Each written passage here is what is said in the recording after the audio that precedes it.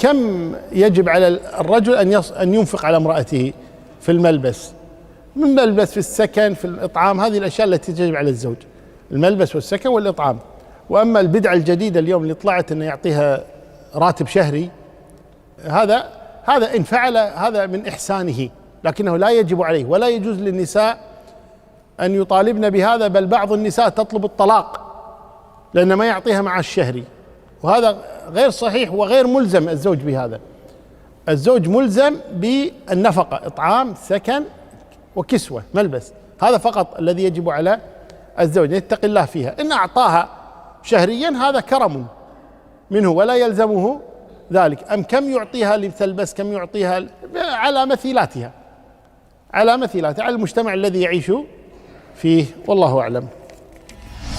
STA TV Media Syiar Islam.